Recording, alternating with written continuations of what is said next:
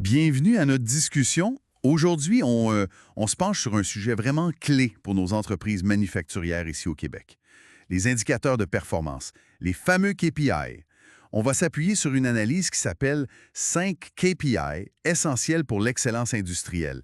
L'idée, c'est de jaser de ce qui compte vraiment, pour bien piloter une usine. Oui, c'est un sujet chaud, effectivement. On va explorer ensemble 5 indicateurs qui donnent une vision claire, puis surtout qui permettent d'agir. On pourrait commencer par le plus connu, souvent appelé le roi des KPI, le TRS. Qu'est-ce que c'est au juste et pourquoi on dit qu'il est si fondamental? Ben, le TRS ou EEE en anglais là, pour Overall Equipment Effectiveness, c'est pas mal le standard mondial pour mesurer comment une machine ou une ligne de production performe vraiment. Ça combine trois affaires cruciales. La disponibilité, est-ce que l'équipement roule quand il est supposé rouler? La performance, est-ce qu'il roule à la bonne vitesse ou bon rythme? Et la qualité, est-ce que ce qui sort est bon du premier coup? OK. La formule, c'est juste disponibilité fois performance fois qualité. Que ça donne comme une note globale sur l'efficacité. Exactement. Mettons un exemple simple.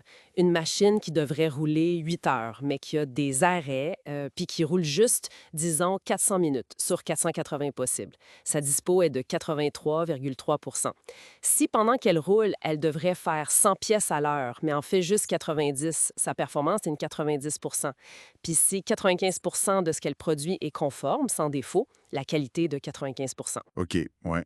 Fait que le KRS, ben, tu multiplies tout ça. 83,3 fois 90 fois 95 ça donne autour de 71,2 Ça parle pas mal plus qu'un simple taux de panne, tu sais. Ah oui, c'est concret.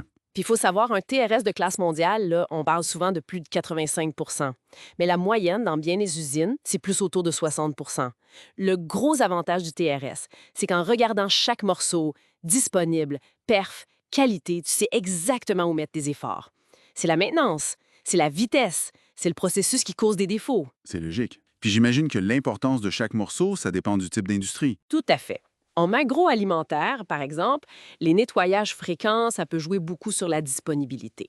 Dans l'automobile, sur une ligne d'assemblage, c'est souvent la performance, les petits arrêts, les goulots d'étranglement qui vont limiter. En pharma, ben là, la qualité, c'est non négociable. Fait que l'équilibre est peut-être différent. OK, ça fait du sens. Le TRS, ça couvre la machine. Mais une usine, c'est aussi du monde qui travaille. Comment on mesure ça, leur efficacité? Excellente transition.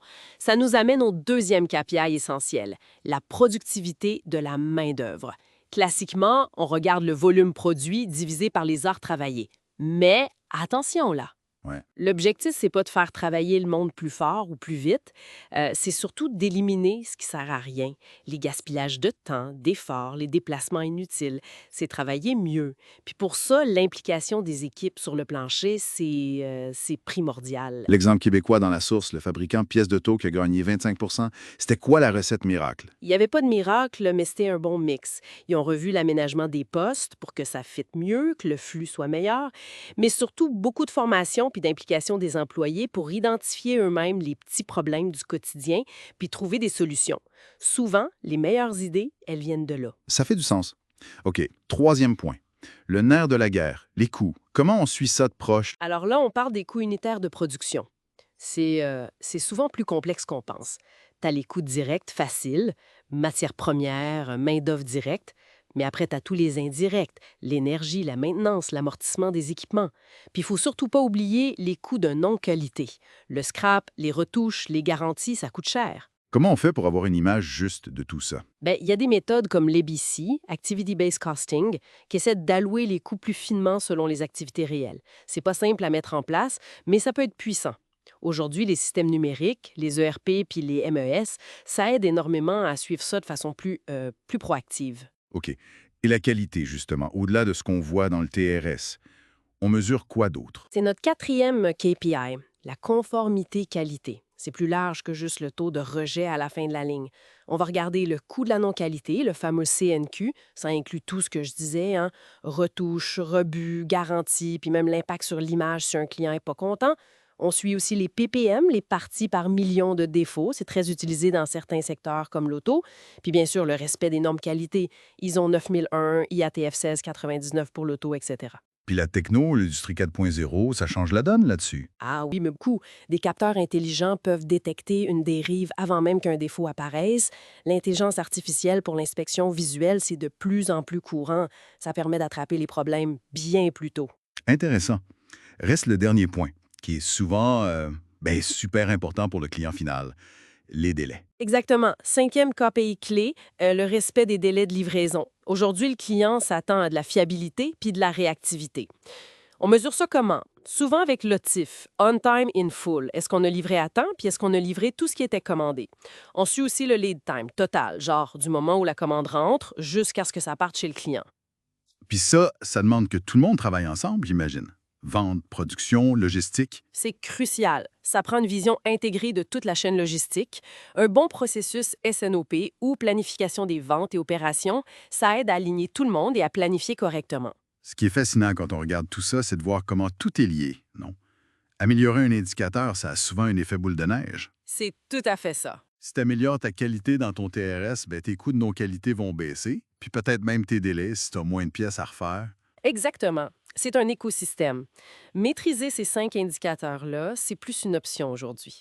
C'est une nécessité dans le manufacturier québécois. Le TRS, on peut dire que c'est un peu la colonne vertébrale pour l'efficacité machine, oui, mais c'est vraiment l'ensemble des 5 qui te donnent le pouls de ton usine. Les étapes clés, ça reste pas mal toujours les mêmes. Bien définir ce que tu veux mesurer, t'assurer que tes données sont fiables, pas juste du pif, Ouais. bien visualiser ça avec des tableaux de bord clairs, puis Surtout, surtout animer une amélioration continue. Utiliser ces chiffres pour jaser en équipe, trouver des solutions, puis s'améliorer un peu chaque jour. très clair. Pour terminer, peut-être une question pour laisser matière à réflexion. Au-delà de juste mesurer, la vraie question, c'est peut-être comment les entreprises manufacturières québécoises s'assurent que cette information-là générée par les KPI, elle circule bien, puis qu'elle mène à des actions concrètes et coordonnées entre les départements de l'atelier jusqu'à la direction. Surtout avec les outils numériques d'aujourd'hui qui peuvent théoriquement lier les opérations, la qualité, les coûts quasiment en temps réel. Le défi, il est peut-être là, dans cette intégration, non?